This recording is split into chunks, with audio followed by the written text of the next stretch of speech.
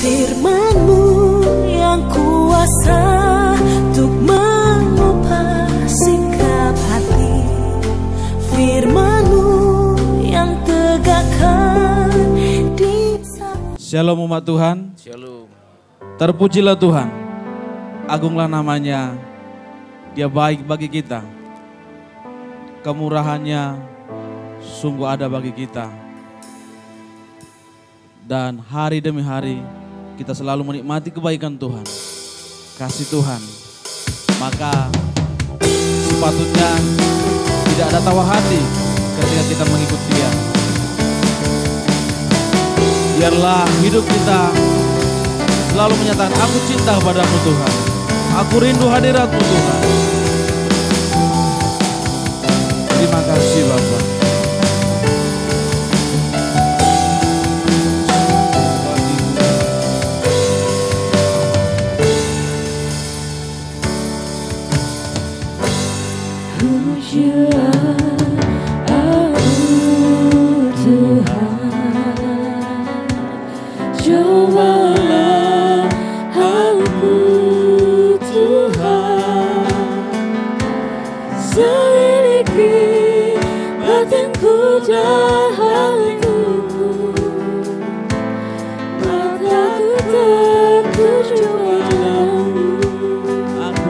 Padamu Tuhan, aku cinta padamu. Biarlah kita setiap pribadi menyatakan, aku cinta padamu Tuhan, aku rindu hadirat-Mu Tuhan, aku ingin selalu dekat padamu,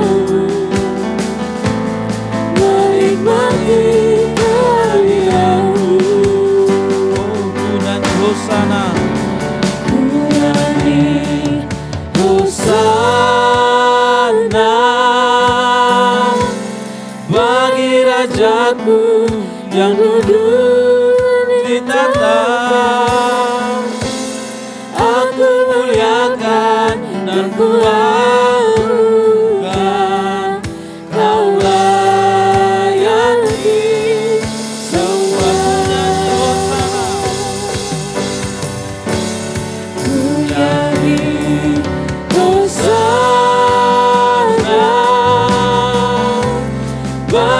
Rajaku yang duduk di tahta, aku muliakan dan kuagungkan, Kau layani sembah. Terpujilah Tuhan, agunglah namanya. Saudara kita cepat pagi berdiri, mari kita datang kepada Dia, pujilah namanya. Terima kasih Bapak.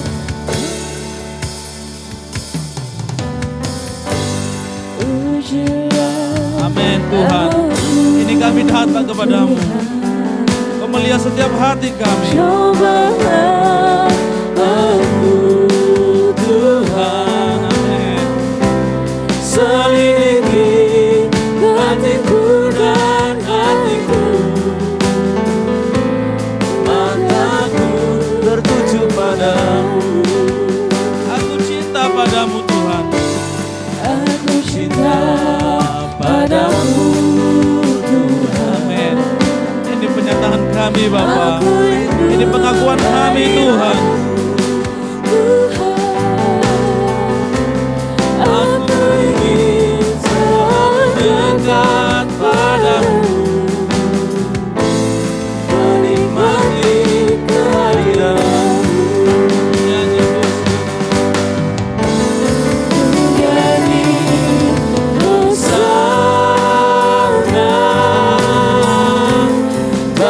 Rajaku yang duduk di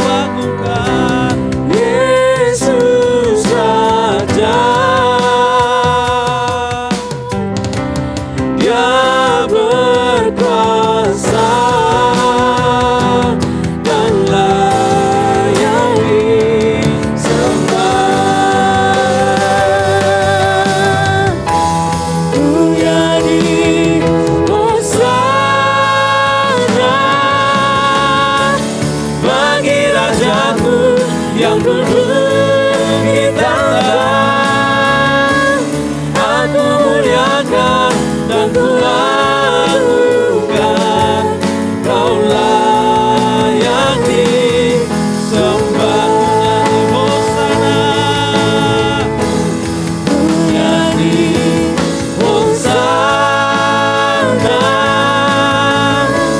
bagi Rajaku yang duduk di tahta, aku muliakan dan ku agungkan.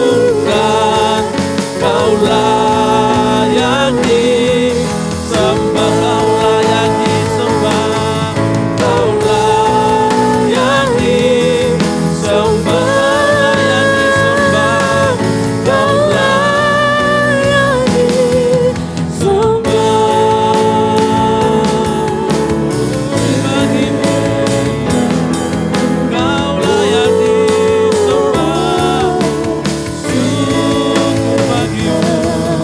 pujilah Dia, tinggikanlah namanya, Dia diagungkan, Dia layak disembah. Mari umat Tuhan, tinggikanlah namanya.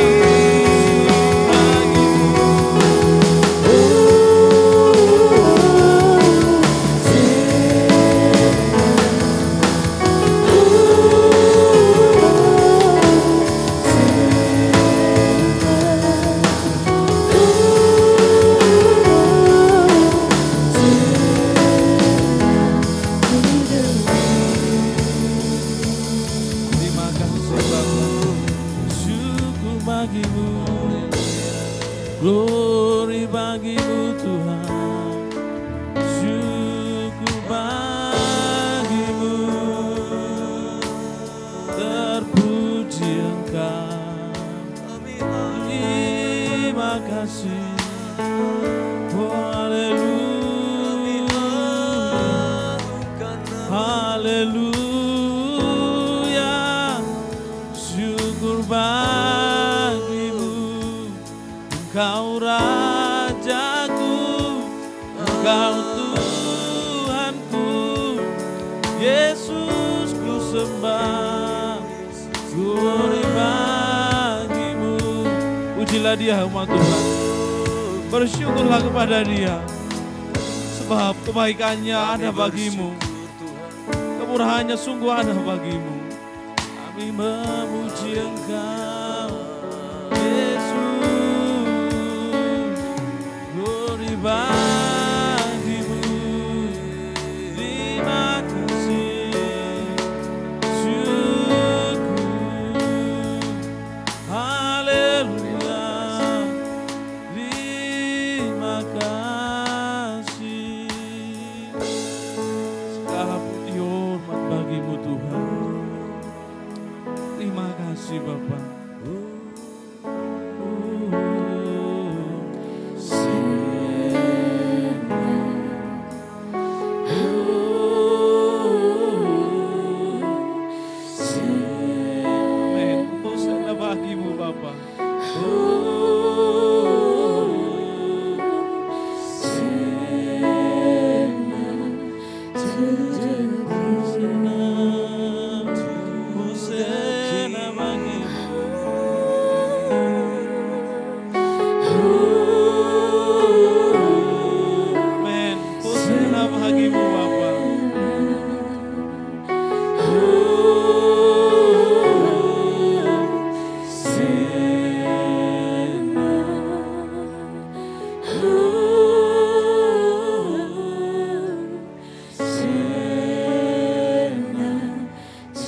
Nyanyi haleluya, nyanyi hosana.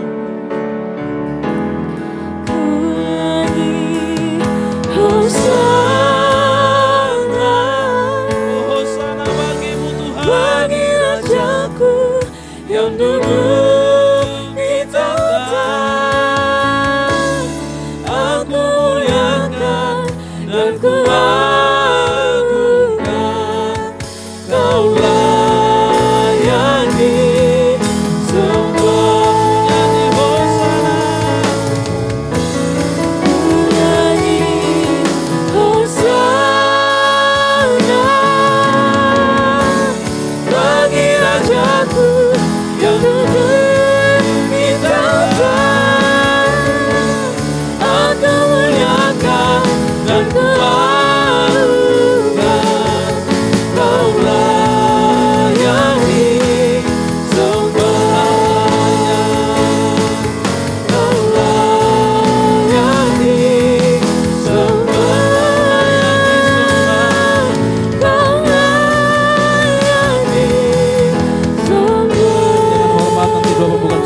Gembala, Ibu Gembala.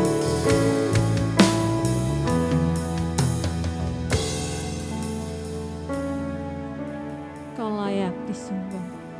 Itulah Allah yang kami miliki. Itulah Allah yang penuh keagungan. Terima kasih Tuhan.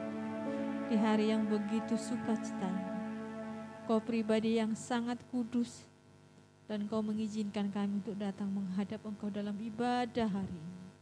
Terima kasih Bapa, terima kasih. Biarlah setiap kami sidang jemaat Tuhan bisa merasakan betapa bersyukurnya kami bisa datang beribadah kepada Tuhan pada pagi hari ini. Tuhan menolong setiap sidang jemaat-Mu, baik para omoma lansia ada di lantai 1, para pengasuh juga. Tuhan berikan sukacita yang sama dengan kami yang ada di lantai 2 ini Tuhan. Sidang jemaat-Mu yang masih dalam perjalanan, Tuhan tibakan di tempat ini dengan segala baik. Sidang jemaat-Mu yang tidak bisa datang beribadah oleh karena halangan apapun, Tuhan menolong mereka. Kami juga berdoa buat setiap pelayan-pelayan Tuhan yang berikan kepercayaan melayani Engkau pagi hari ini. Roh Kudus yang bekerja dan memimpin mereka, sehingga setiap pelayanan untuk kemuliaan nama Tuhan. Terpujilah nama-Mu Bapa. Kami tabiskan ibadah kami ini hanya di dalam nama Tuhan Yesus Kristus. Haleluya. Amin. Puji Tuhan. Shalom bagi kita. Shalom. Yang masih kuat berdiri bisa berdiri, yang tidak kuat bisa duduk. Masih semangat memuji Tuhan, amin. Kita bersyukur kepada Tuhan karena sukacita Tuhan melimpah dalam hidup kita, dan hanya di dalam Dialah sukacita itu. Dunia sukacita hanya sementara, tetapi sukacita dalam Tuhan kekal adanya. Mari kita datang memuji Tuhan, sebab dunia tidak sanggup memberikan sukacita kekal. Aku temukan sukacita,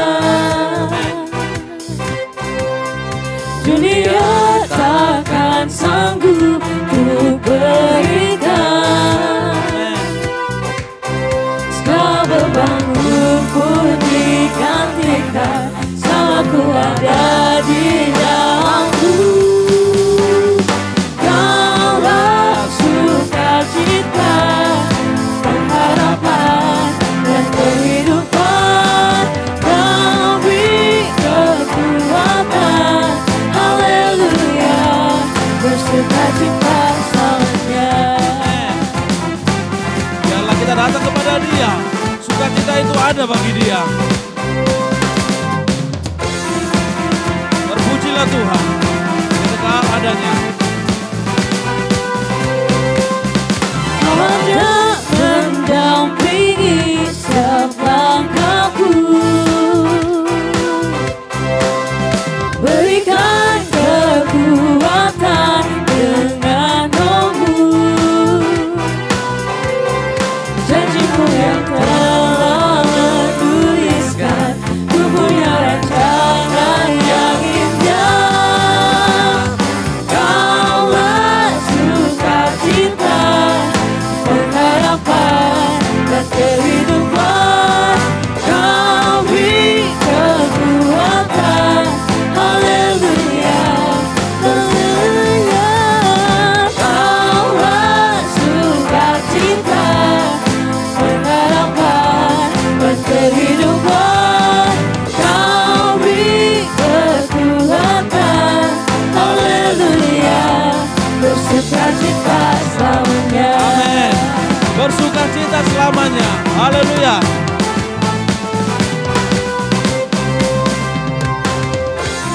Puji Tuhan. Nanti setelah persembahan pujian ini, nanti anak-anak muda persembahkan pujian ya. Kita lanjutkan pujian kita. Tak pernah kuragukan akan kesetiaan-Mu.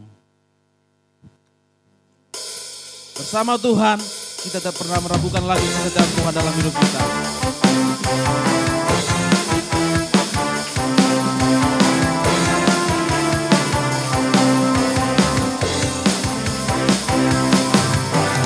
Tak pernah ku ragu akan kesetiaan-Mu, Kau pegang hidupku. Sepenuh jiwaku, ku yakin dan percaya, Kau tuntun langkahku.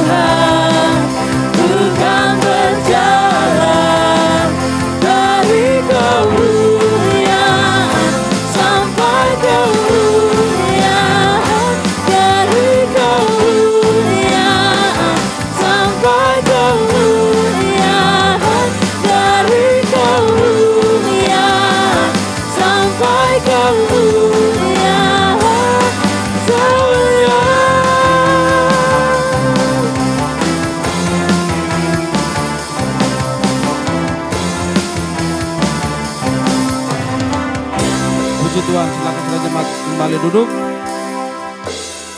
Kaum muda akan persembahkan pujian, belajar untuk memuji Tuhan. Shalom. Berikut persembahan pujian dari kaum muda. Ya, nama bandnya karena nama bandnya Youth Band. Karena terdiri dari anak-anak muda.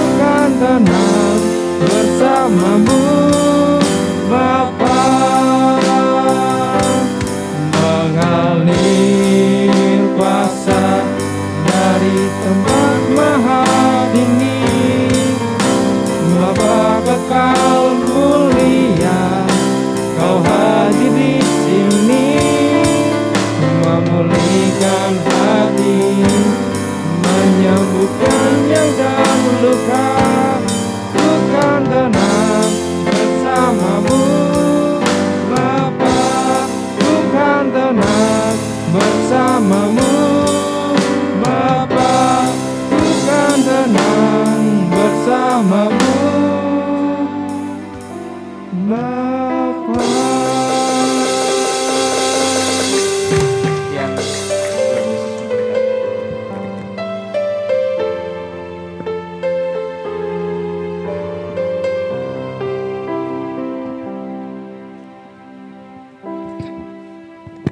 Itu kesaksian dari Interstop Band. Baik Bapak Ibu yang ingin bersaksi bisa, nanti setelah pujian bisa juga bersaksi ya. Atau mau langsung maju juga bisa. Ada Bapak Ibu yang ingin bersaksi? Oh, ya.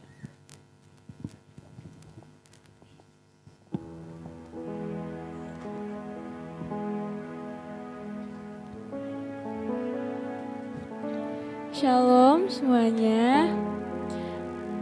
Puji nama Tuhan. Sebelumnya saya berterima kasih sebanyak-banyaknya atas dukungan dari Bapak Ibu, kakak adik, tante om yang sudah mendukung saya pada saat pemilu baik online maupun offline. Dan puji nama Tuhan, saya terpilih menjadi ketua OSIS periode 2022-2023. Dan dimohon doanya karena saya dipercayakan oleh Bapak Bupati Sidoarjo untuk menjadi salah satu kandidat ketua umum se-Sidoarjo. Dan saya minta doanya supaya dengan apa ya namanya ini?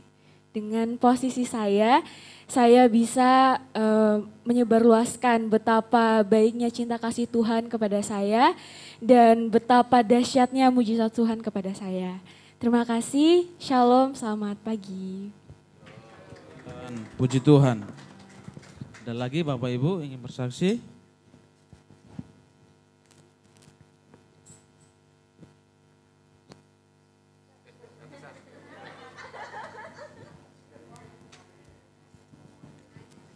Shalom.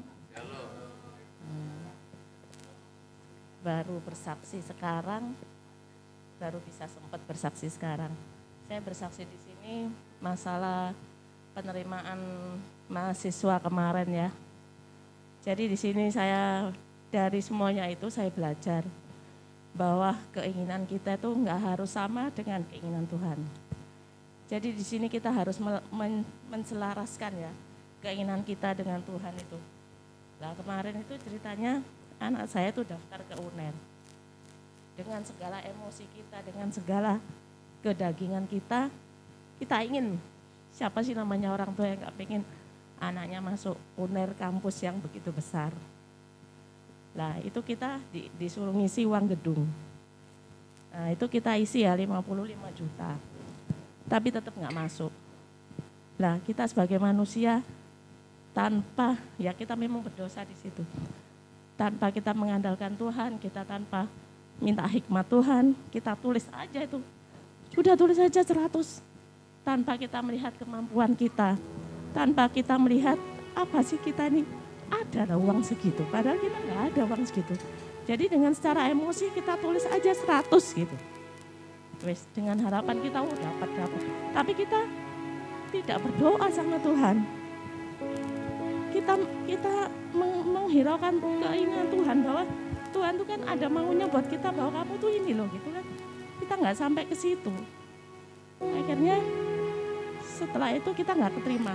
Anak saya nggak keterima di UNER meskipun mengisi segitu besar. Terus habis itu dari situ kita baru dilihatkan sama Tuhan, ini loh yang saya mau seperti itu. Habis gitu ternyata dari pelajaran itu ada teman-temannya anak saya tuh yang ngisi 100 maju ke UNER dan harus cash Bapak Ibu.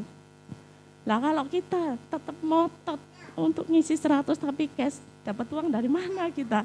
Akhirnya teman anak saya itu nggak bisa masuk UNER dan nggak bisa masuk ke universitas lain karena sudah tertutup semuanya. Lah dari situ saya ngomong ke anak saya, berarti Tuhan tuh maunya ini. Makanya kita meskipun ngisi banyak, tapi angkanya banyak, tapi Tuhan nggak mau. Karena Tuhan lihat kemampuan kita, Tuhan tahu kita tuh seperti apa. Akhirnya Tuhan juga kasih jalan dengan Universitas Ubaya itu kita nyoba dengan nilai rapot puji Tuhan di situ anak saya malah dapat beasiswa. Jadi kita ringan sekali, cuman bayar 12 juta. Seperti Bapak itu dari di sini. Dengan kejadian ini saya bisa berpikir, oh iya, berarti saya ini kita tuh harus kemana-mana, ngapa-ngapain tuh kita harus minta hikmat Tuhan. Jadi nggak selalu kita ego kita yang kita dulukan seperti itu Bapak Ibu. Jadi ini dari pelajaran ini saya bisa belajar ya. Semuanya minta ngapa-ngapain kita harus minta hikmat Tuhan lah. Kita harus berdoa dulu apa sih yang Tuhan mau. Seperti itu Bapak Ibu. Terima kasih.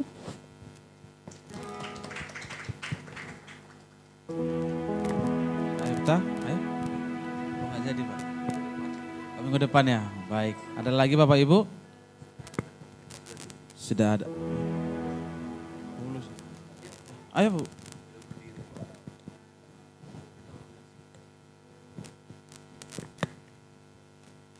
Shalom, selamat pagi. Aku mau bersaksi mengenai kemarin. Kemarin dulu saya tuh memang hari apa ya dokter datang itu, hari Senin. Senin itu dokter itu tensi aku. Kebetulan tensi bilang, dokter itu bilang aku darah tinggi. 160 atau 60 atau 40 gitu. 140. Nah, kebetulan dokter itu kasih obat darah tinggi buat aku. Tapi ada obat itu ada milinya. Memang milinya ada 5 mili, ada yang 10 mili, ada itu. Kebetulan saya itu obat itu ketinggalan di rumah, saya nggak bawa ke sini. Saya minta obat dari seorang, ada oma itu darah tinggi juga. Tapi minta obat itu dari oma, aku minta obatnya darah tinggi. Dia kasih, dia bilang kamu minum ini aja. Dia kasih obatnya tuh 3 obat itu. Dia bilang sekalian minum 3. Tapi aku mau minum, tapi aku dalam hatinya bilang jangan. Kamu pergi tanya oma itu lagi, oma nggak apa-apa tak minum 3 ini? Nggak apa-apa minum aja, nggak apa-apa. Kebetulan saya tanya oma tuh lagi mau minum, tapi tak tanya lagi, oma nggak apa-apa tak 3 sekalian ini, nggak apa-apa tak? Nggak apa-apa wes minum. Ternyata saya makan habis saya minum. Tuhan, memang itu Tuhan luar biasa buat aku Tuhan. Luar biasa. Kalau obat itu masuk, saya badannya lemas, keringat dingin. Saudara-saudara, badanku ini seperti semutnya jalan dari kaki sampai kepala. Semua badannya itu ada semut. Saya bilang, Tuhan tolong aku, Tuhan tolong. Saya berdiri di meja itu, di situ. Saya bilang, oma, badanku rasa lemas, oma. Oma bilang, sebut aja nama Tuhan. Aku bilang, oma tolong, oma. Dalam nama Yesus, dalam nama Yesus, dalam nama Tuhan, keringat jalan terus seperti air, saudara. Saya ngomong buat teman-teman bilang, kamu tuh cari mati tak? Sekalian 3 itu. Aku bilang, Tuhan, sampai nggak kuat mau kerja. Badanku tuh lemas sekali, seperti orang pukul badanku ini. Aduh, saya rasanya gimana obat itu 3 tuh masuk. Ternyata saya pusing, nggak bisa jalan. Tidur lemas di situ, saya panggil oma. Ada oma satu, oma tolong pijit kepalaku. Tapi pijit kasih obat sama aja. Nggak ada sembuh-sembuh. Itu seperti badanku ya. Oh, Tuhan luar biasa aku kemarin itu. Tapi Tuhan, memang Tuhan itu ada mujizat buat aku. Memang saya juga bodoh. Karena aku sudah tahu itu obat 3 tuh milinya beda dengan aku. Aku tuh dapat milinya 5 mili, dia itu 10 mili. Luar biasa aku minum 3 itu saudara. Akhirnya Tuhan itu memberikan luar biasa. Terima kasih kesaksian saya.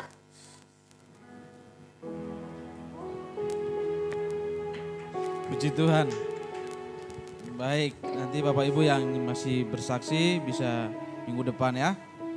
Kita akan memberikan persembahan yang pertama untuk para pelayan Tuhan. Sebelumnya kita berdoa.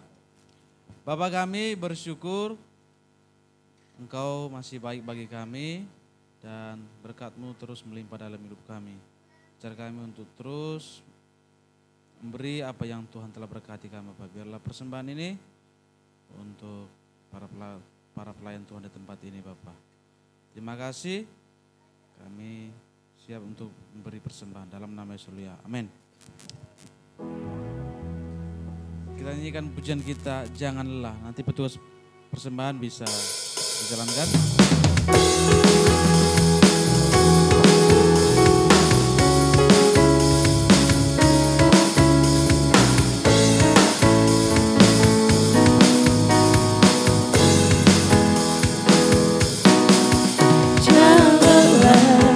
Bekerja di ladangnya Tuhan, Roh Kudus yang beri kekuatan, yang mengajar dan menopang. Tiada lelah bekerja bersamamu Tuhan, yang selalu mencukupkan akan selamanya. Katakan telah bergelombang di bawah tanah yang berlubang, menjadi siap dibangun di atas dasar iman. Katakan tanah bergelombang di bawah tanah yang berlubang, menjadi siap dibangun di atas dasar iman. Puji Tuhan. Tuhan berkati kita semua.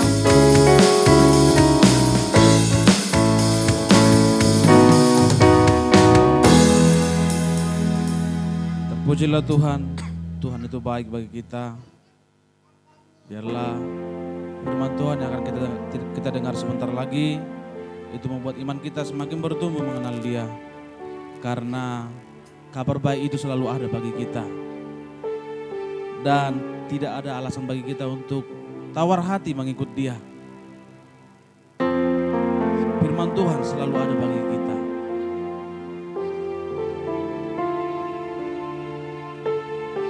Dan ketika kita mengatakan kita ikut Dia, tidak ada lagi penyesalan dan sungguh harapan itu ada dalam Dia.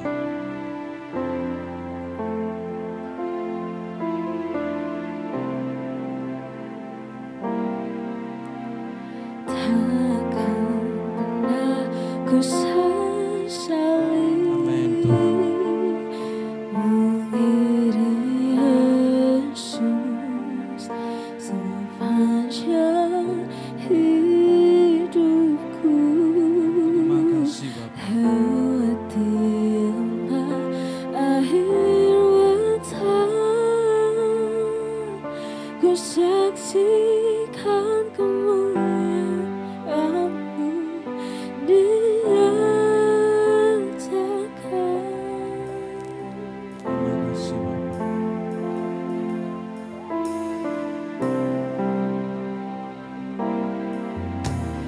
Takkan pernah ku sesali Mari kita sama-sama pujian ini. mengiring Yesus sepanjang hidupku. Lewati lembah air mata, ku saksikan kemuliaan-Mu dinyatakan. Berapapun harga yang harus ku bayar, ku kan tetap setia melayani,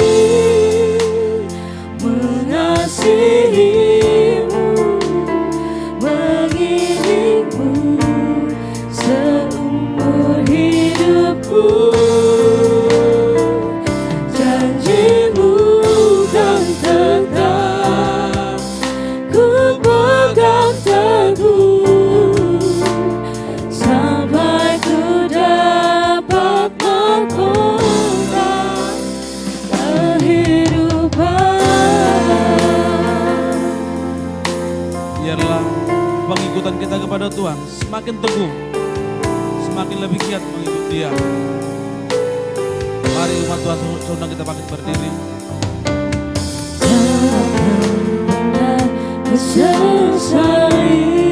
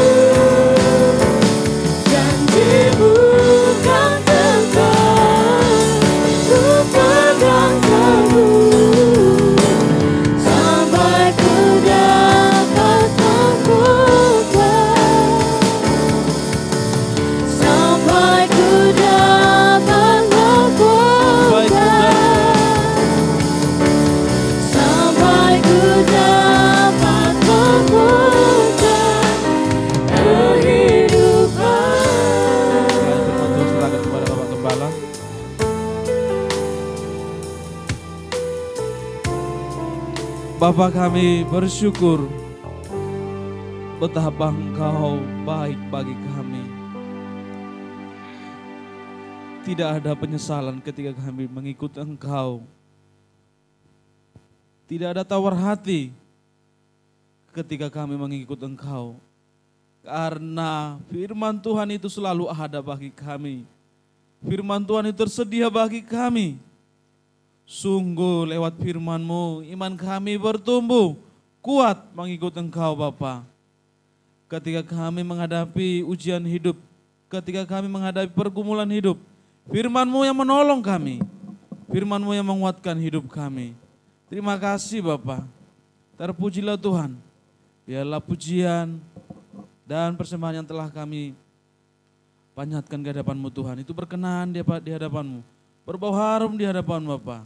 Engkau yang menolong Bapa. Umat-Mu juga Tuhan. Biarlah persiapkan hidup mereka, sukacita Tuhan. Firman Tuhan yang akan menolong mereka. Hamba-Mu yang Tuhan percayakan, biarlah urapan Tuhan, Roh Kudus yang akan menuntun Bapa. Terima kasih Bapa, kami akan siap mendengarkan firman-Mu. Kami siap untuk merenungkan firman-Mu. Kami akan duduk dengan tenang mendengarkan firman Bapa. Dalam nama Yesus kami telah berdoa bersyukur. Haleluya. Amin. Silakan. Kita jemaat kembali duduk.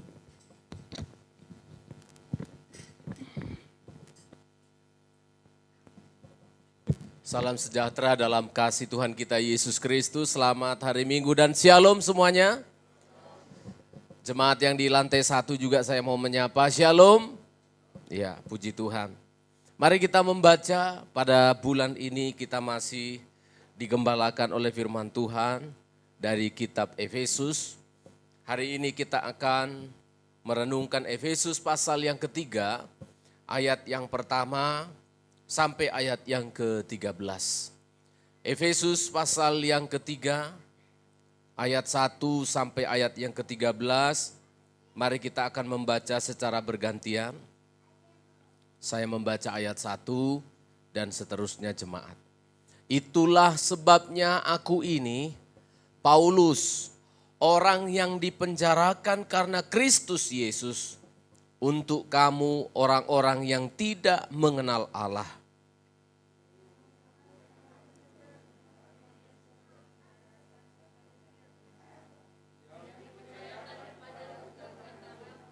Yaitu bagaimana rahasianya dinyatakan kepadaku dengan wahyu, seperti yang telah kutulis di atas dengan singkat.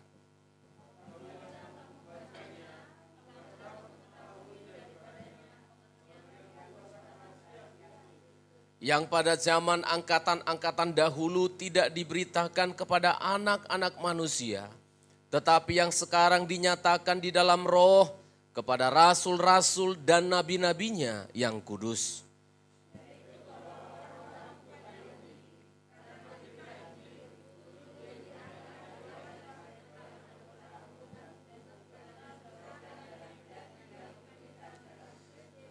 Dari Injil itu aku telah menjadi pelayannya menurut pemberian kasih karunia Allah yang dianugerahkan kepadaku sesuai dengan pengerjaan kuasa-Nya.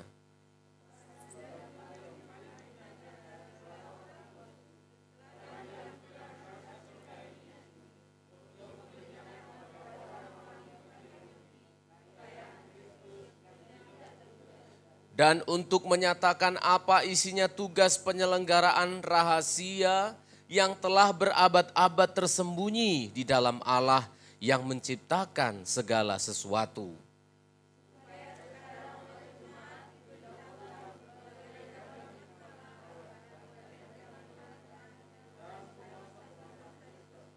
Di dalam Dia kita beroleh keberanian dan jalan masuk kepada Allah dengan penuh kepercayaan oleh iman kita kepadanya. Semuanya ayat 13:2 ya. Sebab itu aku minta kepadamu supaya kamu jangan tawar hati melihat kesesakanku karena kamu. Karena kesesakanku itu adalah kemuliaanmu. Supaya kamu jangan tawar hati. Amin. Supaya kamu jangan tawar hati. Waktu tadi kalian sarapan pagi, yang sudah sarapan bisa angkat tangan, sudah sarapan semua? Waktu makan sambal masih pedes? Sudah enggak pedes? Wah bahaya. Waktu kalau makan soto kan ada asamnya itu ya, ada asam asinnya. Masih asam atau asin? Kuahnya masih? Lah kalau sudah tawar semua itu berbahaya saudara. Itu tadi kesaksian Ibu Lucy, kalau dimakan lagi 3 lagi itu tawar semua itu sudah. Nah kalau sudah tawar semua berarti sudah tidak lama lagi saudara akan pergi ke rumah masa depan. Artinya kalau sudah tawar hati, kalau sudah tidak merasa apa-apa lagi, sudah tidak ada gairah. Kalau itu bergereja, maka saudara ke gereja pun ya bagaimana ya? Tidak ada rasa rindu datang ke gereja. Kalau itu suami istri, kita melihat wajah pasangan kita, ya sudah tidak ada apa-apanya. Kalau itu keluarga, kita melihat anak kita sudah, kalau sudah tawar hati, wah itu ibarat perjalanan hidup itu sudah di finish. Sudah tidak ada yang bisa diharapkan. Kalau sudah tawar hati. Tidak ada semangat, itu pandangan orang yang tawar hati pun kalau kita melihat orang yang tawar hati itu memandangnya itu kosong gitu. Saya sering menemukan audiens saya, entah mahasiswa, entah jemaat, saya melayani, itu ada kadang-kadang mahasiswa atau orang yang saya layani itu tatapannya kosong gitu. Kosong, itu kan kelihatan ya, tatapan yang kosong sama tatapan yang berisi, tatapan orang marah itu ada. Kita jelas tahu, karena Alkitab mengatakan mata kita itu adalah pelita tubuh. Mata kita ini adalah pelita kita. Jadi sebenarnya orang yang belajar dengan baik, dia tahu dengan melihat mata orang. Saya udah tahu begitu melihat matanya Pak Yep tadi lihat saya. Karena matanya dia adalah pelitanya dia, saya tahu. Oh orang ini lagi begini, oh orang ini lagi ngantuk, oh orang ini lagi kurang makan, oh orang ini lagi kecapean. Sebenarnya bisa. Paulus mengatakan jangan sampai kamu tawar hati. Jangan sampai kamu sudah tidak ada semangat lagi. Atau jangan sampai kamu menjadi putus asa. Gereja itu diciptakan, gereja itu dihadirkan untuk membawa sidang jemaat mungkin pada hari Senin sampai hari Sabtu. Dia menghadapi berbagai persoalan-persoalan kehidupan bisa saja terjadi. Ketika dia beraktivitas, terlalu padatnya kegiatan. Ya, seperti tadi kesaksian anak saya, padat kegiatan. Ya, sampai kadang di rumah sebentar sudah pergi lagi gitu. Hati-hati, jangan sampai kita menjadi tawar hati, rutinitas. Ibu-ibu ke dapur, ke halaman, cuci piring, cuci baju, bikin makanan, bangun pagi-pagi. Itu akan boring ya betul ya. Itu akan membuat kita jenuh. Itu akan membuat kita lelah. Pendeta hari Minggu melayani, hari Senin sudah persiapan lagi. Kemudian ada kegiatan lagi, mengajar, membesuk dan sebagainya. Maka kita akan menjadi sidang jemaat yang melelahkan. Hidup kita akan menjadi sangat-sangat garing bahasa sekarang. Akan kering kerontang, tawar hati. Rasul Paulus mengingatkan kepada jemaat di Efesus, jangan tawar hati. Lalu tentu harus ada alasannya mengapa kok kita nggak harus tawar hati. Rasul Paulus membeberkan sekian banyak data-data. Rasul Paulus menjelaskan alasan-alasan mengapa kita anak-anak Tuhan tidak harus menjadi tawar hati. Ayat yang pertama sampai ayat yang ke-7 itu adalah bagian yang pertama menjadi alasan bagi Efesus. Jangan tawar hati. Kenapa? Saya ringkaskan ayat 1 sampai 7. Karena kita memiliki kabar baik yang luar biasa. Atau yang disebut dengan Injil. Amin saudara. Evangelion. Kabar baik. Jangan tawar hati karena kamu memiliki kabar baik. Memang sudah bukan rahasia umum lagi kan saudara ya. yang membuat orang itu bisa langsung putus asa dalam sekejap atau senang dalam sekejap itu adalah kabar. Kabar itu menjadi sangat penting. Begitu dikatakan, aku sudah kirim ke rekeningmu ya 5 juta ya. Wah, langsung bagaimana saudara? Tadinya loyo-loyo, aduh bagaimananya ini. Gak bisa bayar kontraan contohnya ya. Gak bisa bayar tagihan, loyo gitu ya. Lalu ada mengatakan, Mas, aku sudah kirim uang ke rekeningmu. Kita langsung bilang apa? Saudara, langsung bilang apa? Nggak tahu mengapa seperti tulang-tulang kita itu menjadi kuat. Nggak tahu mengapa. Ada hormon di dalam tubuh kita itu, lupa saya namanya, yang dikirim ke otak kita lalu pergi ke seluruh tubuh kita dan membuat kita menjadi apa saudara? Semangat. Menjadi sukacita. Kenapa? The power of message. Kekuatan dari kabar, kekuatan dari pesan, kekuatan dari kata-kata yang didengar. Kalau orang lagi putus asa, sebentar lagi sudah di jembatan gitu ya. Sudah di jembatan dia, udah mau lompat dari jembatan gitu ya.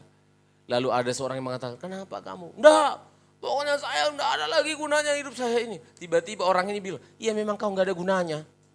Nah, apa kira-kira saudara? Betul, memang kamu jelek kali memang. Nyusahin aja hidupmu ini. Apa kira-kira yang terjadi? Wah, pendukungku, iya kan? Iya betul saudara ya. Langsung dia, aduh, ternyata betul. Karena kabar itu memberikan stempel.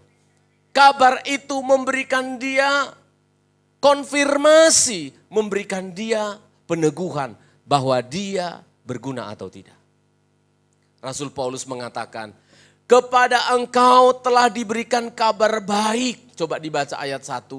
Kabar baik inilah yang membuat seseorang bahkan menderita pun dia merasa sukacita atau kasih karunia di dalam dirinya. Ayat 1 dia bilang begini, itulah sebabnya aku ini, saudara perhatikan. Itulah sebabnya aku ini Paulus, orang yang dipenjarakan karena Kristus Yesus. Untuk kamu orang-orang yang tidak mengenal Allah. Ayat 13, 2, ya. Aku minta kepadamu supaya kamu jangan tawar hati. Oh luar biasa.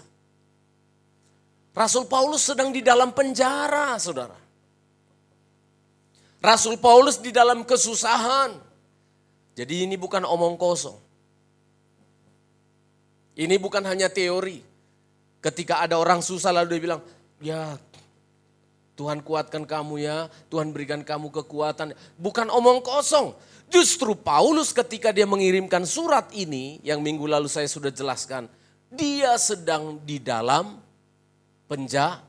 penjara, tahanan. Dia sedang di dalam kesulitan. Tetapi karena Paulus memiliki kabar baik, karena dia memiliki Injil kasih karunia, dia mengatakan kepada jemaat di Efesus, penderitaan pun bisa berubah, bisa kita lihat sebagai kasih karunia. Jadi artinya bagaimana? Ternyata bukan masalah besar atau kecilnya persoalan.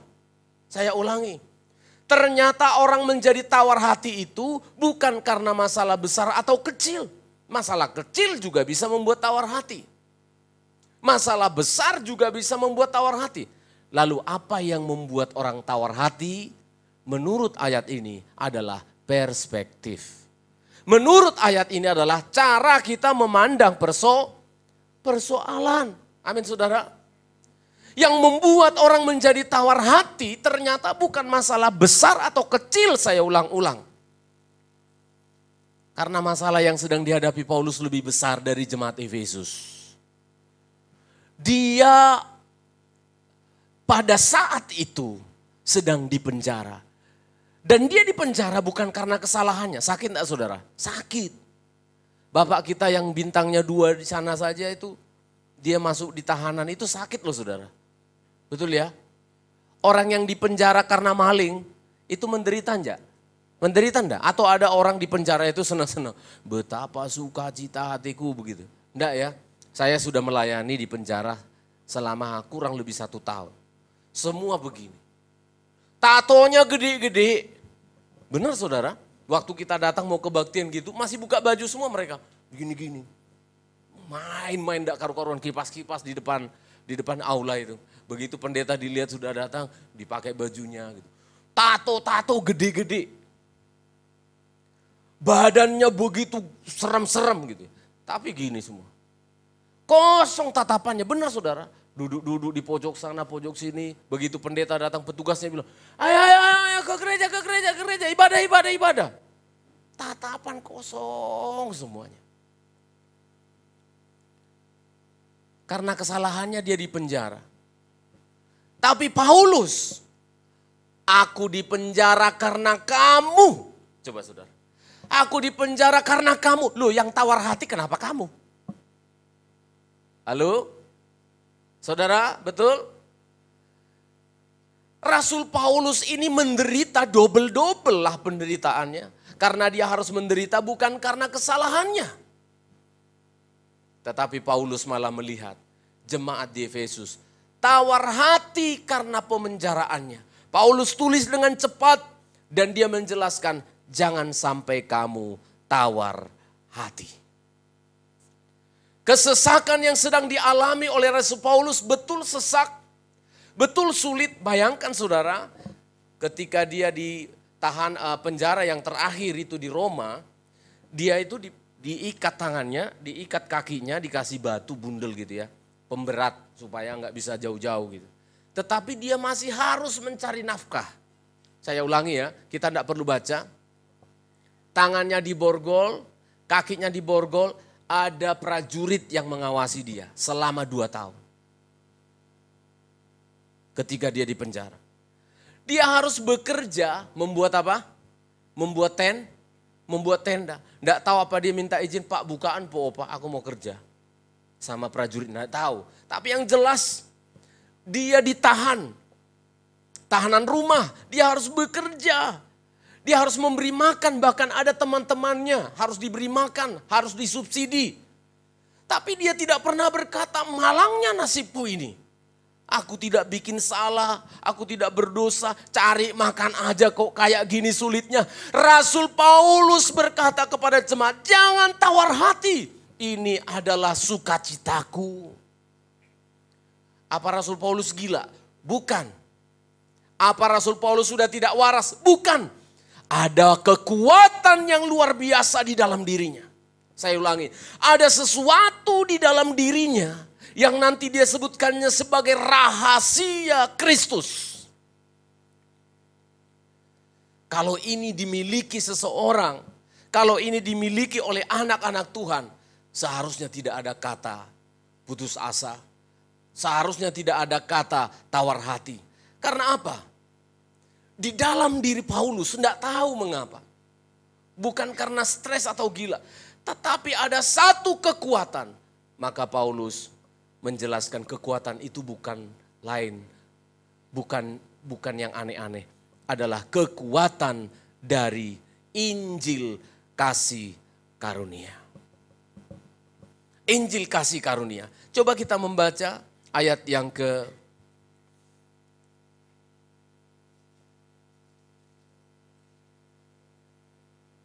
ayat yang kedua, memang kamu telah mendengar tentang tugas penyelenggaraan kasih karunia Allah yang dipercayakan kepadaku karena kamu.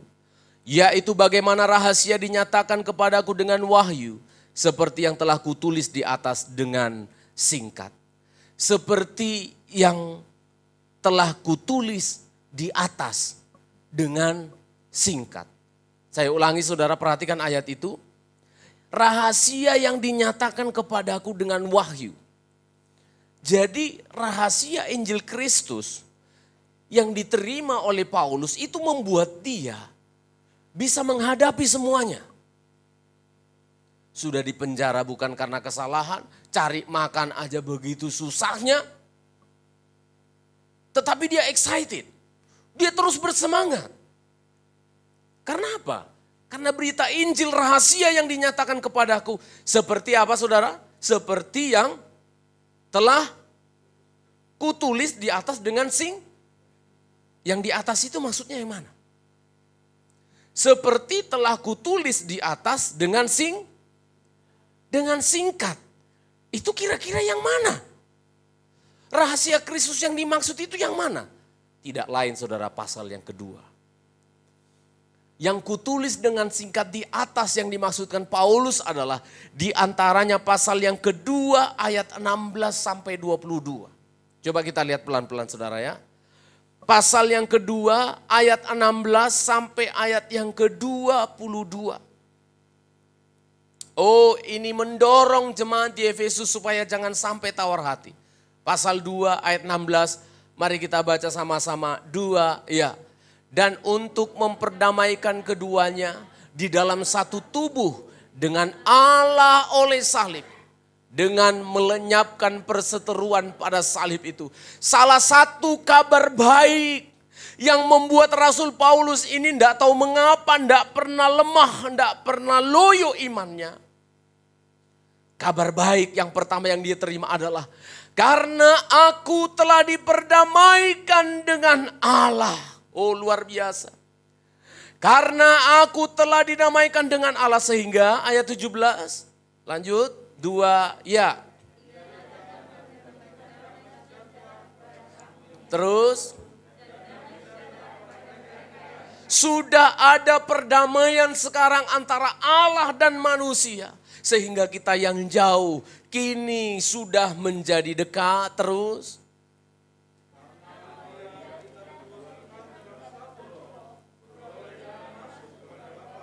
Ya. Oh puji Tuhan. Dan anggota-anggota keluarga Allah. Salah satu rahasia yang membuat dia seperti kena apa itu namanya? Kena suplemen atau apa gitu ya. Membuat dia luar biasa adalah ini. Aku yang tadinya adalah musuhnya Allah. Sekarang aku telah diperdamaikan dengan diperdamaikan dengan Tuhan. Kini aku mendapatkan damai sejahtera. Perseteruan dengan Allah sudah selesai. Ada pepatah yang mengatakan, kalau kita punya teman 1000 orang, terlalu sedikit. Tapi kalau punya musuh satu saja, itu terlalu banyak. Saya ingin menjelaskan betapa pentingnya damai sejahtera yang minggu lalu saya sudah khotbahkan. Kalau di dalam satu rumah ada suami, istri, 2 orang aja. Saya contohnya dengan istri gitu ya. Tiba-tiba ada yang membuat kita kehilangan damai sejahtera. Ada perseteruan lah gitu ya. Ada perseteruan, entah apa itu. Mungkin rencana mau wisata. Ya, mau jalan-jalan. Kadang masalah jalan-jalan pun bisa menghilangkan damai sejahtera. Lalu kita clash, kita salah paham. Coba saudara bayangkan. Kalau yang satu di dapur, kira-kira yang satunya di mana? Lu kalian enggak damai? Damai terus. Hebat sekali. Hah? Kalau saya kadang-kadang gitu loh saudara, salah paham, ya tuh. Kalau sudah salah paham, kayak ada, saudara bisa rasakan enggak? Kayak ada panas-panas gitu ya di rumah itu. Betul? Di pekerjaan juga kalau sudah salah paham, itu kayak ada enggak enak-enaknya, enggak tahu kenapa. Kalau kita lihat dia di belakang, kita di depan.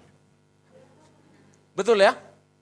Kalau kita lihat dia di depan, enggak mungkin kita sama-sama di depannya, lagi panas-panasan. Enggak tahu kenapa. Orang yang tidak ada damai sejahtera itu seperti ada sesuatu. Spirit. Ada sesuatu yang membuat kita tidak enak, betul enggak? Enggak enak benar hatinya. Begitu kita lihat dia ke depan, kita ke belakang. Dia di belakang, kita ke depan. Apa yang membuat itu? Ada permusuhan. Nah, itu baru di rumah. Kalau itu suami istri, kalau sudah tidak enakan.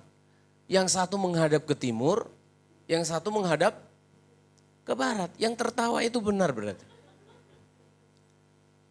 Betul ya? Bersaudara juga begitu. Kalau sudah lagi ada masalah, yang satu menghadap ke tembok, yang satu menghadap ke laut. Itu baru bermasalah dengan satu orang. Ketika Efesus pasal yang kedua ayat 16 kita baca tadi. Kita memiliki perseteruan dengan Allah. Siapa Allah? Yang memiliki alam semesta. Orang yang bermusuhan dengan Allah. Berarti engkau tidak ada damai sejahtera dengan semua makhluk yang diciptakan oleh Tuhan. Kenapa? Kamu bermusuhan dengan penciptanya. Kamu dikasih kerja nanti di sebuah pekerjaan yang bagus. Kamu hancurkan perusahaan. Kamu memaksakan diri berumah tangga, hancur rumah tanggamu. Kamu bertetangga, hancur satu RT. Kenapa? Kamu bermusuhan dengan Allah. Kalau mau jadi pejabat-pejabat, karyawan-karyawan yang mau berhasil, maka dia harus mengenal Kristus Yesus Tuhan dengan baik. Amin saudara. Karena bagaimanapun juga, kalau engkau bermusuhan dengan Allah, apapun yang kamu kerjakan, tidak akan menghasilkan damai sejahtera. Kamu melawan pencipta langit dan bumi. Jangan melawan pencipta langit dan bumi. Kita bermusuhan dengan pengambil sampah saja saudara. Di perumahan ya. Bermusuhan coba dengan pengambil sampah, tukang sampah. Habis. Rumah kita bau sampah. Tidak mau ngambil dia contohnya. Kamu pasti hilang damai sejahtera, bingung. Oke, kamu nggak mau ngambil, aku buang sendiri. Tambah lagi waktumu untuk buang sampah. Akhirnya bingung, ini bagaimana ini? Siapa yang ngantar ke sana pembuangan akhir sana? Dan banyak sekali. Rasul Paulus berkata kepada jemaat Efesus, aku pertama-tama berdamai dulu dengan Tuhan. Yang membuat saya bertahan di penjara penuh sukacita, bahkan memotivasi kalian yang sedang tawar hati. Satu rahasianya, aku diperdamaikan dengan Tuhan. Berdamai dengan sesama itu mudah. Sebenarnya berhasil dalam hidup kita itu mudah saudara. Saya ulangi, bukan saya berdoa kepada Tuhan jangan sampai karena pintar ngomong ini. Sesungguhnya berdasarkan firman Allah ini, untuk mencari nafkah itu pun mudah, saudara. Amin. Kamu berdamai dengan Tuhan apa tidak? Kamu bekerja menyenangkan hati Tuhan atau tidak? Sehingga seringkali kita dapatkan banyak pun, tidak pernah ada damai sejahtera. Ada apa? Saya sebagai gembala sidang saudara selalu berdoa, supaya setiap kali saudara mulai naik dari tangga masuk ke gereja ini, saudara sudah merasakan damai sejahtera. Amin. Apalagi setelah duduk begini, setelah beribadah, saya rindu sekali saudara menikmati damai sejahtera. Itu sebabnya pemain musik pelayan Tuhan dipersiapkan hari Jumat, hari Sabtu melayani Tuhan. Hari Sabtu malam anak-anak muda ini sudah siapkan ruangan ini sampai bersih, rapi. Untuk apa? Supaya waktu jemaat sudah duduk, mereka merasakan ketenangan, damai sejahtera di dalam rumah Tuhan. Sehingga kita pulang, hati yang gelisah tadinya datang menjadi sukacita. Saya ulangi, rahasia menghadapi pergumulan hidup, rahasia bahagia damai sejahtera, ini yang pertama kali. Perdamaikan dirimu dengan Tuhan. Jangan bermusuhan dengan Tuhan. Saya sudah pernah khotbahkan di sini, Tuhan sampai bilang kepada Paulus yang menulis Efesus ini, kamu akan sia-sia Paulus. Tidak ada gunanya kamu menendang kegalah rangsang. Saya sudah ceritakan kan? Sia-sia kamu menendang ke galah rangsang. Galah rangsang itu alat yang dipakai oleh gembala. Ujungnya itu begini, runcing. Ada runcing, di ujungnya itu runcing ya. Ada runcing. Itu kalau domba atau kambing diarahkan sana ke sana, lalu melawan, dia tendang itu galah rangsang. Apa yang terjadi saudara? Kakinya luka. Kamu akan sakit sendiri kalau melawan Allah. Kamu akan susah sendiri kalau melawan Allah. Dari mimbar ini saya sebagai pendeta mengatakan, jangan lawan Tuhan. Jangan lari dari kehendak Tuhan. Dalam nama Yesus Kristus, jangan melawan Allah. Sepertinya kamu lolos hari ini, minggu ini, bulan depan, kamu tidak akan bisa pergi kemana-mana. Kemanakah aku dapat pergi? Kamu mau pergi seperti saya Fajar dari timur ke barat, lari ke Amerika. Di Amerika juga ada Tuhan. Kamu mau sembunyi, punya duit banyak, masuk ke terowongan di bawah tanah. Aku juga ada di sana. Maka yang paling tepat, Paulus coba ingin melawan Allah. Dia pergi ke Damsyik, dia minta SK dari pemerintah untuk membunuh. Dapat. Oh, hebat Paulus. Tidak bisa. Di Damsyik dia harus dihentikan dengan matanya yang buta. Di Damsyik dia harus dihentikan. Lalu Tuhan katakan, kamu tidak bisa menendang ke galah rangsang. Kamu hancur sendiri. Jangan melawan Tuhan. Jangan coba-coba menipu Tuhan. Jangan coba-coba untuk membodoh-bodohi Tuhan. Nanti begini, pendeta bisa dibodohi. Orang tua bisa dibohongi. Tetapi Tuhan melihat Efesus yang membuat kamu gampang hilang damai sejahtera dan membuat kamu tawar hati. Ini yang sudah kutuliskan singkat di atas mengenai rahasia Allah. Apa itu? Berdamai dengan Allah. Jalan yang tercepat untuk ditolong Tuhan adalah berdamai dengan Tuhan. Amin saudara. Udah usah pakai cara-cara lain, konsultan ini, konsultan itu, betul, oke.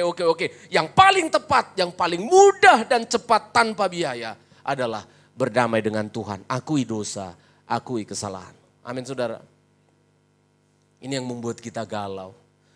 Ini yang membuat kita susah. Aku masih bisa ini, aku masih punya ini. Bikin lagi begini, bikin lagi begitu. Tuhan lihat dari surga. Sampai kapan kamu berputar-putar anakku? Kau habiskan waktumu berputar-putar membohongi aku. Semua aku catat dan semua aku tahu. Di sini kamu mentoknya. Di sini kamu habisnya. Padahal kalau umurmu di sini kau pakai dengan baik. Ndak mbuleti Tuhan, ndak mempermainkan Tuhan. Cara ini, cara itu, cara ini, cara itu.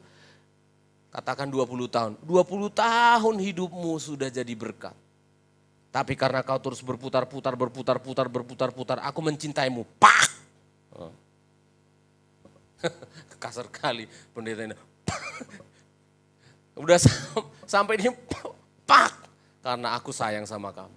Paulus dipak sama Tuhan itu di usianya yang ke-30. Di usianya kira-kira yang ke-37 hampir 40. Pak! Di mana? Di kota Damsyik. Pak! Buta matanya. Apa harus buta semua kita? Hah? Enggak tahu. Apa harus buta semua mata kita? Apa harus bangkrut semua usaha kita?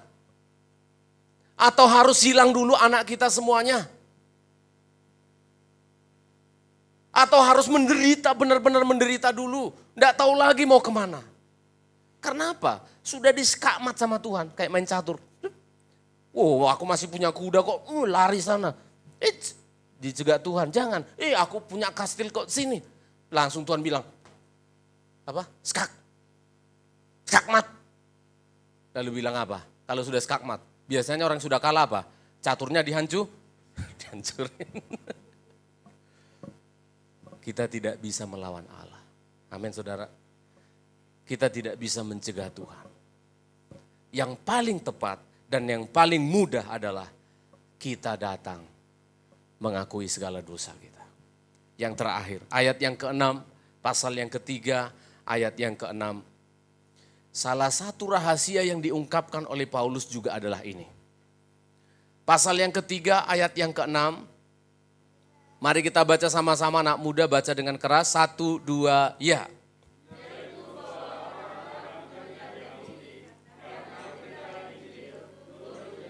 Ahli-ahli waris dan anggota-anggota tubuh dan peserta dalam janji yang diberikan dalam Kristus Yesus. Saudara perhatikan ayat itu. Oh, kamu beruntung sekali. Tolong ditampilkan ayat itu. Jemaat di Sedati ini sungguh-sungguh diberkati Tuhan, saya katakan. Saya diberkati Tuhan oleh karena saudara. Yaitu bahwa orang-orang bukan Yahudi, karena berita Injil, kabar baik. Saudara, kalau saudara masih mau datang ke gereja dengar firman Allah, kabar baik, kamu tidak akan pernah tawar hati. Saya jamin, amin. Kalau kamu masih tetap mau datang mendengar berita Injil, saya ulangi, sebesar apapun masalahmu, sebesar apapun pergumulanmu, bahkan sudah mencapai impossible, tidak mungkin jalan keluar, datang aja. Datanglah, dengarkan berita Injil. Di sini ada 3 janji yang diberikan Tuhan sekaligus kepada jemaat Efesus. Yang pertama, kamu jadi ahli waris. 2, kamu jadi anggota-anggota tubuh. Dan yang terakhir, kamu menjadi peserta dalam janji. Ini luar biasa. Kamu menjadi ahli waris. Kalau kemarin lusa Ratu Elizabeth II meninggal, itu otomatis. Siapa? Raja Charles yang kemudian sudah diproklamasikan sebagai Charles III. Itu biasa. Karena sudah langsung, udah otomatis dari Ratu Elizabeth pindah ke Charles. Maka hartanya Ratu Elizabeth yang kedua yang ada 7 triliun itu langsung turun ke Pangeran Charles yang disebut menjadi bergelar Raja Charles III. Itu otomatis. Warisan itu langsung turun. Lah kita siapa? Efesus siapa? Efesus adalah bangsa kafir. Tidak pernah masuk di dalam daftar ahli waris surga. Tidak pernah. Yang menjadi ahli warisnya surga itu sebenarnya hanya bangsa Israel, saudara. Saya ulangi. Sebenarnya pewaris kerajaan surga itu hanya satu bangsa saja di dunia ini. Namanya bangsa Israel. Bangsa Israel. Paulus yang menulis ini. Efesus enggak. Tapi dia dengan semangat dia mengirimkan surat ini dan berkata kepada mereka. Sekarang kamu mendengarkan berita Injil. Jangan tawar hati ya. Kenapa rupanya Efesus tidak tawar hati? Tidak ada masa depan. Tidak ada masa depan. Maka Paulus memberitahukan, ini rahasia yang kuterima dari Tuhan. Bahwa kamu pun sekarang sudah ikut menjadi ahli waris dari kerajaan surga. Amin saudara. Saya tidak melihat wajah saudara sukacita.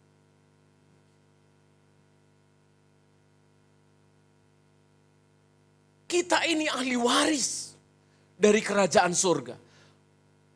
Mungkin memang karena kita tidak terlalu paham tentang surga itu kayak apa.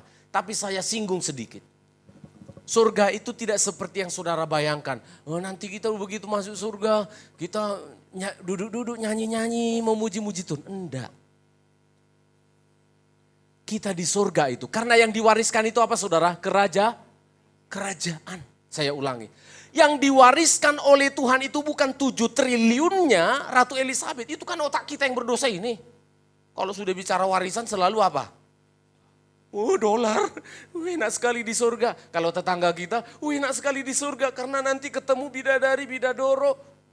Kalau orang Kristen, enggak beda jauh kadang pemikirannya. Masuk surga nanti enak-enak ya, kita terbang-terbang ya.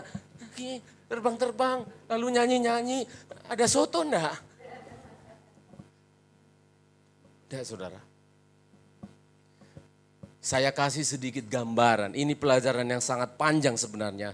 Tapi saya sampaikan sedikit. Nanti itu kita memerintah. Di dalam kitab Wahyu disebutkan.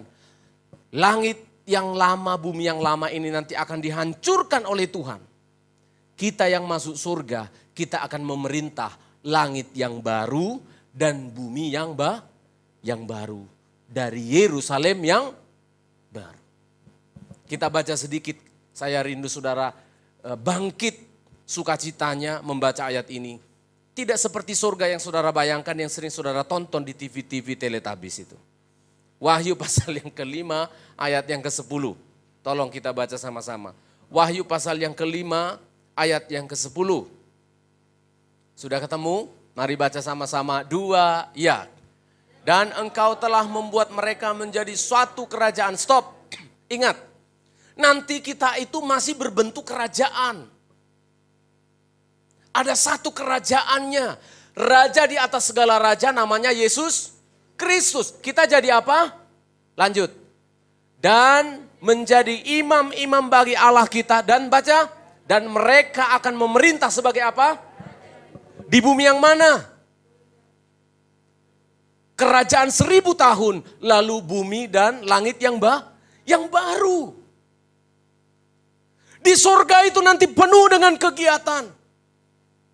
Kamu dan saya, gereja Tuhan, anak-anak Tuhan yang menerima janji ini. Kamu jadi raja-raja, amin. Enggak kulihat sukacita saudara jadi raja itu, aduh gimana ini. Kalau tiba-tiba ada nama kalian ya, namanya tiba-tiba ada namanya Bapak utility ini aja lah kita pakai terus.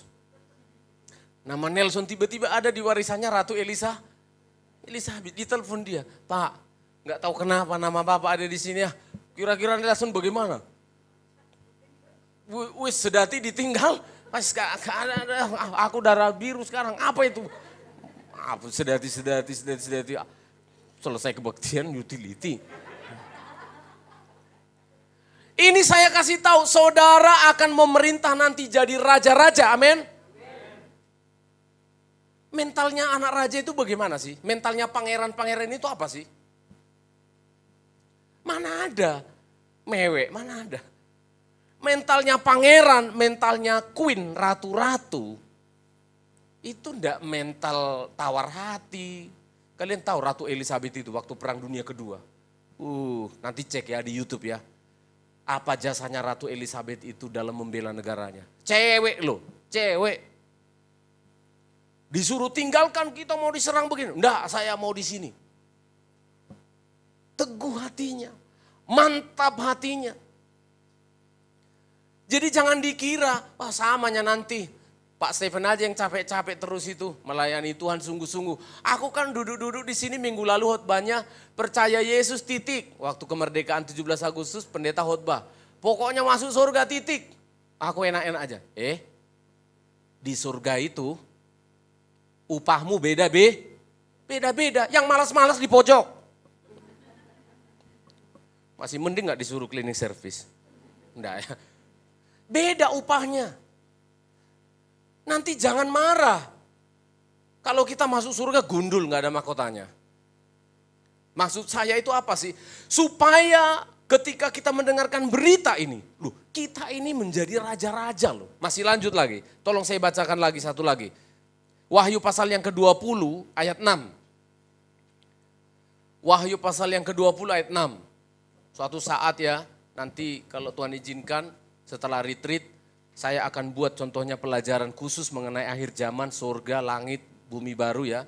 Wah ini asik sekali saudara ya. Saudara pasti cepat-cepat pengen pulang ke surga.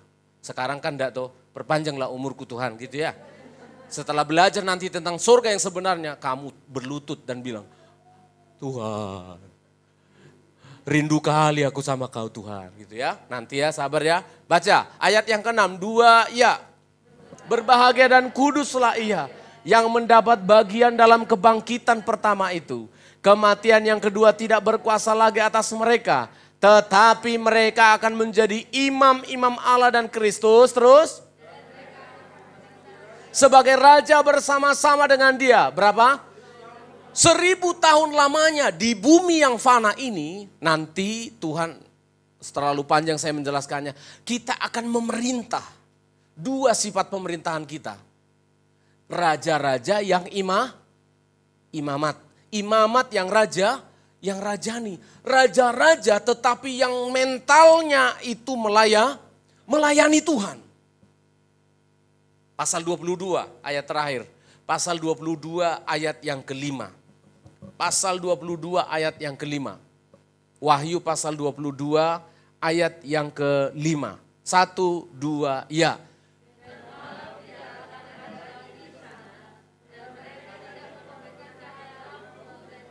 Ya. Terus. Oh, luar biasa. Mau berapa lagi? Sudah saya buktikan begitu banyak ayat-ayat yang menjanjikan. Kita ini raja-raja di masa depan. Amin, saudara. Jangan tawar hati karena ada pergumulan permasalahan sekarang ini. Ini hanyalah jalan-jalan kehidupan. Hidupmu nanti seperti ini. Menjadi raja-raja yang melayani Tuhan. Nanti langit dan bumi yang baru itu disebutkan perbedaannya dengan yang sekarang adalah tidak ada matahari lagi, tidak ada laut. Ya. Konsep langit baru, bumi baru yang nanti kita perintah itu adalah tidak ada langit, tidak ada matahari, tidak ada laut. Yesus Kristus yang akan menerangi seluruh bumi dan kita akan memerintah sebagai raja-raja selama-lamanya. Kita tidak tahu nanti luas langit yang baru dan bumi yang baru yang diciptakan oleh Allah itu. Dan kamu memerintah di sebelah mana, saya tidak tahu. Tapi kalau mental kita dari sekarang gini-gini. Apanya masa depanmu? Enggak tahu. Belajar kau sungguh-sungguh, pokoknya jalan aja lah hidup ini. Ragu ini. Mental anak-anak Allah kok kayak gini. Mentalnya anak-anak Allah itu kalau kamu tahu masa depanmu itu memerintah nanti di sana. Di langit yang baru dan bumi yang baru. Kamu sekolah sungguh-sungguh. Amin. Anak-anak yang sekolah itu belajar sungguh-sungguh. Ayo sekolah ke Kanada sana. Ayo dapatkan beasiswa, kamu pergi ke Amerika Serikat sana. Mentalnya anak-anak Tuhan seperti itu. Ibu-ibu, mental ibu-ibu yang di dunia ini yang nanti jadi raja-raja di sorga. Mentalnya itu enggak mewean. Enggak dikit-dikit putus asa. Para pengasuh-pengasuh, kalian melayani mbah-mbah itu ya. Kalian melihatnya mbah-mbah kan? Kalian itu melayani malaikat-malaikatnya Tuhan. Sikapmu yang sekarang melayani itu nanti dilihat Tuhan. Kamu di surga mau memerintah di mana? Jangan lupa langit dan baru dan bumi yang baru itu adalah kerajaan. Siapa yang kita pimpin Pak Stefan? Mereka-mereka yang hidupnya di dunia tidak mau menerima Kristus dan melewati masa aniaya. Sangat panjang kalau saya menjelaskan ini. Tetapi rahasia inilah yang disampaikan oleh Paulus kepada jemaat. Jangan tawar hati. Kamu itu anak raja, mentalmu itu loh jangan kayak gitu. Dikit-dikit putus asa, dikit-dikit putus asa. Kamu punya Tuhan. Pada pagi hari ini hati saya bersyukur bisa berbicara ini kepada saudara. Meski tidak tuntas bisa saya sampaikan, tetapi satu hal yang bisa kita tangkap. Aku tidak akan tawar hati lagi Tuhan. Mengapa? Karena aku adalah orang yang sudah menerima kabar baik, Injil. Sebesar apapun permasalahan saya ulangi, pergumulan. Kalau masih dengar berita Injil, kamu masih ada masa depan. Tuhan memberkati kita semuanya. Kita nyanyikan lagu yang pertama tadi, kita mau datang kepada Tuhan. Bapa, kami mengucap syukur, kami berterima kasih untuk anugerah-Mu pada sahabat-Mu yang mulia di hari Minggu ini. Terima kasih untuk pengharapan, terima kasih untuk kabar baik, terima kasih untuk janji Tuhan yang kami terima. Engkau menjadikan kami sebagai ahli-ahli waris. Tambahkan iman kami supaya dengar firman ini kami bersemangat menjalani hidup kami. Tuhan, kami tidak mau bermusuhan dengan Engkau. Sia-sia dan tak bergunalah bermusuhan dengan Allah. Sia-sia dan tak bergunalah ketika kami tidak berdamai dengan Allah. Jalan yang tercepat ditolong Tuhan adalah mengaku dosa. Jalan yang tercepat ditolong Tuhan adalah berdamai dan kembali kepada Allah. Terima kasih Tuhan.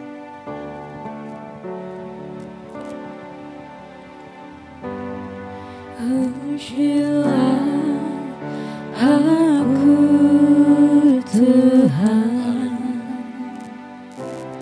cobalah aku Tuhan, selidiki batinku dan hatiku, mataku tertuju padamu. Aku cinta kepadamu Tuhan. Aku cinta padamu Tuhan. Aku rindu hadiratmu Tuhan. Aku ingin selalu dekat padamu, menikmati kehadiranmu. Nyanyi hosana karena berita yang indah yang Tuhan beri. Nyanyi hosana bagi Rajaku yang duduk di tahta. Aku muliakan dan ku agungkan, Kau layak disembah.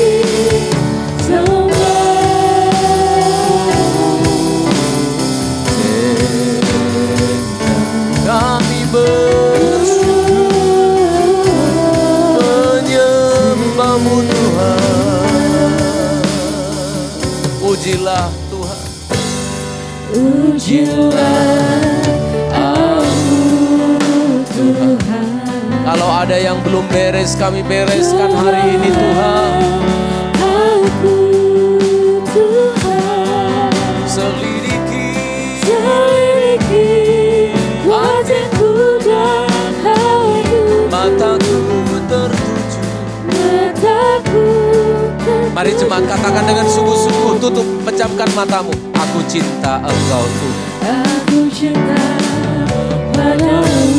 Sambil menutup mata katakan, aku rindu Engkau. Aku rindu hadiratmu. Haleluya. Jamah jemaatmu Tuhan, jamah hati kami jemaat. Kami mencintaimu Tuhan. Tempat yang ternyaman dekat denganmu Tuhan. Kehadiranmu. Ku nyanyi hosana.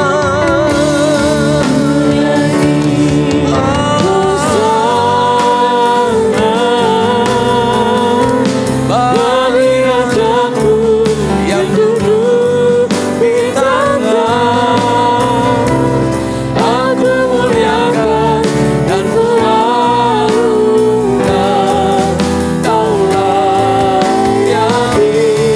Mari berdiri bersama-sama. Ku nyanyi hosana. Kami tidak tawar hati karena Engkau bagi Rajaku yang duduk di tahta. Aku muliakan dan ku agungkan, Kau layak. Lagi jemaat nyanyi hosana. Kemuliaan bagimu Tuhan. Haleluya. Bagi Rajaku yang duduk di tahta. Bermulia nama Aku muliakan dan ku agungkan, Kau layak disembah.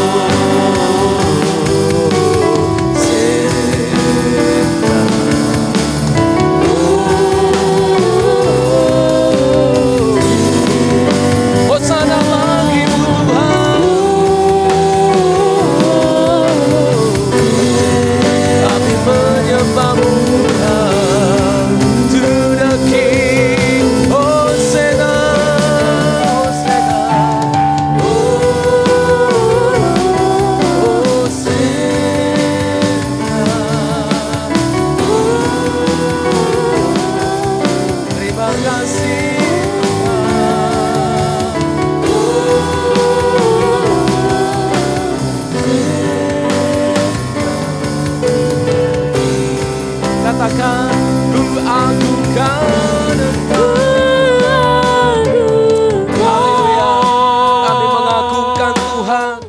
Kami menyembah Tuhan. Yesus saja. Hidup kami untuk-Mu Tuhan. Dia berkuasa. Amin, amin. Dan layak disembah. Ku agungkan, ku muliakan Engkau. Oh amin. Jemaat datang menyembah Tuhan, memuliakan Tuhan. Yesus saja. Amin. Dia berkuasa. Kaulah Dan layak disembah. ku nyanyi hosana. Oh, kami Nyanyi hosana bagi Rajaku yang duduk di tempat. Aku muliakan dan ku harumkan. Kau layak disembah. Kaulah yang disembah. Kau layak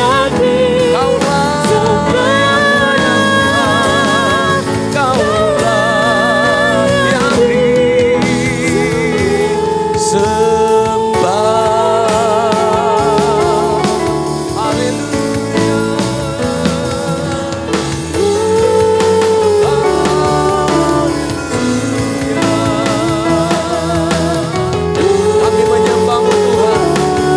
Kami mengagungkan Engkau Tuhan. Kami tidak tawar hati. Kami pulang dengan sukacita.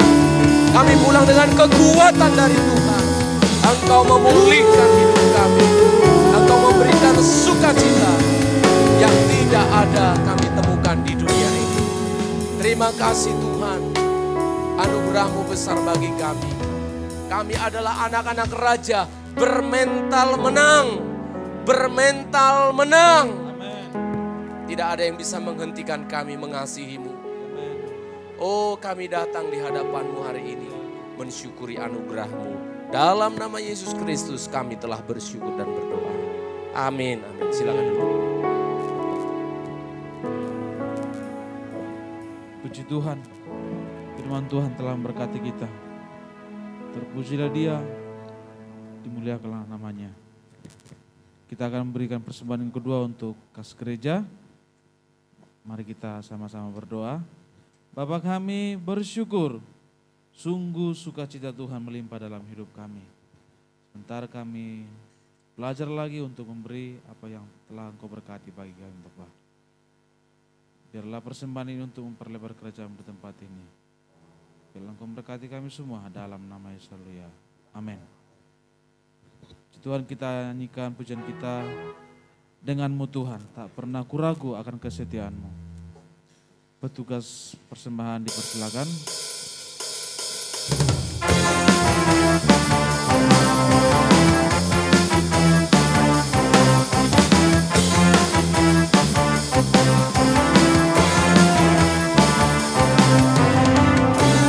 Pernah ku ragu akan kesetiaan-Mu, memegang hidupku.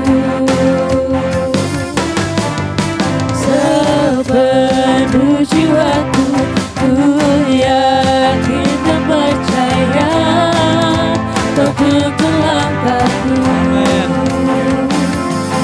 Yesus, Kau aja dalam hidupku, berkuasa percaya untuk selamanya.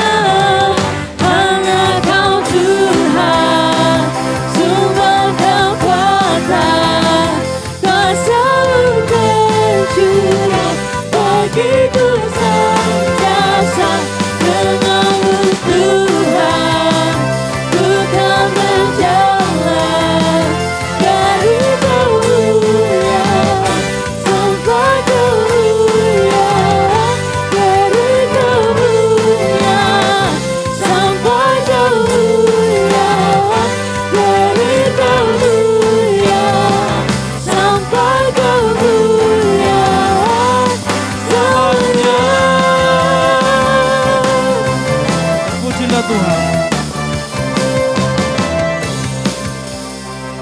Terima kasih Tuhan berkati bagi kita. Sebentar kita akan mendengarkan pengumuman dari Ibu Gembala.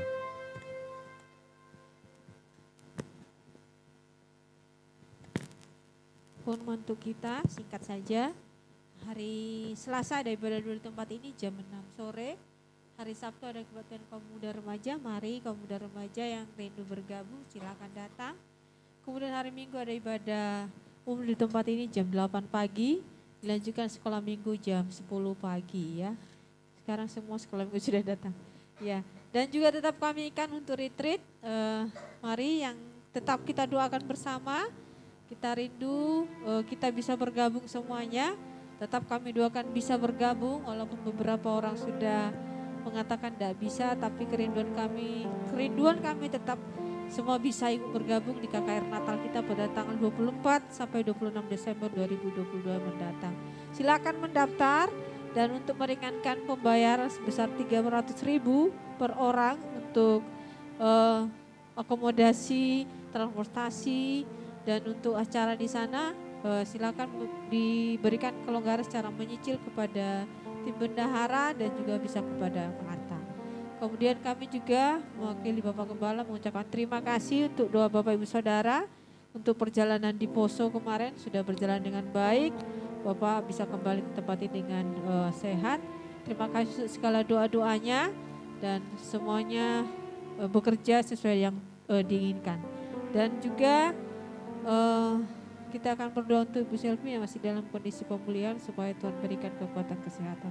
Itu saja pengumuman untuk kita. Jika ada pengumuman-pengumuman lain, kami akan umumkan di grup. Terima kasih, Tuhan memberkati. Puji Tuhan, kita akan mengakhiri ibadah kita. Saya undang seluruh jemaat bangkit berdiri.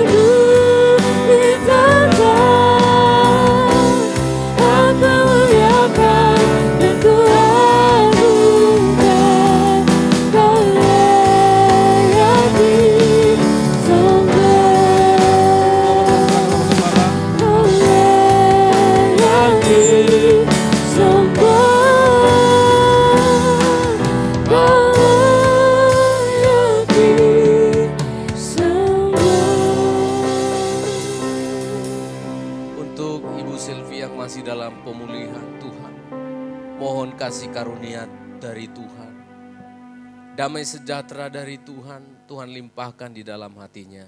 Sakit penyakitnya disembuhkan, dipulihkan dalam nama Yesus Kristus. Terima kasih Tuhan pendengar doa kami. Kami bersyukur untuk anak-anak muda yang memberi hidupnya melayani Tuhan. Tuhan pakai mereka lebih jauh, semangat bersuka cita untuk terus meningkatkan potensi mereka dalam melayani Tuhan. Semua yang ambil bagian, mulai dari penerima tamu, multimedia, seluruh pelayan Tuhan, kolektan, bahkan kami semua yang berdoa untuk ibadah ini. Semua sudah berjalan dengan baik. Terpujilah namamu, hamba berdoa untuk umatmu yang mengalami kesulitan-kesulitan dalam hidup ini. Permasalahan ekonomi, pekerjaan mereka, Tuhan buka jalan di tengah-tengah sulitnya dunia sekarang ini. Mahalnya segala kebutuhan-kebutuhan pokok. Tidak pernah tawar hati karena ada Tuhan. Selalu ada jalan keluar. Terobosan-terobosan Tuhan berikan. Kreativitas kepada umat-Mu Tuhan berikan. Agar mereka diberkati Tuhan. Lewat sukacita mereka melakukan pekerjaannya. Terima kasih Tuhan yang mencari pekerjaan. Yang membutuhkan tambahan-tambahan penghidupannya. Tuhan campur tangan dan menolong. Tuhan beri hikmat dan kesehatan, kekuatan kepada anak-anak kami yang sekolah. Jadikan mereka menjadi bintang-bintang yang bercahaya untuk menolong teman-teman mereka yang belum mengenal Kristus. cukupkan segala keperluan. Hikmat dan kepintaran Tuhan berikan kepada anak-anak kami. Terima kasih Tuhan, kami yang sudah lanjut usia, ibu-ibu janda, Engkau tidak pernah meninggalkan kami, Tuhan pemelihara dan penanggung jawab hidup kami. Anak-anak yatim, kami semua dipelihara, disertai oleh Tuhan. Dan sidang jemaat yang dikasih oleh Tuhan, tidak ada kata yang lain. Engkaulah orang yang diberkati, engkau sudah datang di sini. Maka pulanglah bersama dengan Tuhan di dalam berkat Allah Bapa, Putra dan Roh Kudus. Di dalam nama Tuhan Yesus Kristus, Allah Tritunggal, Dialah yang memberkati engkau sekalian.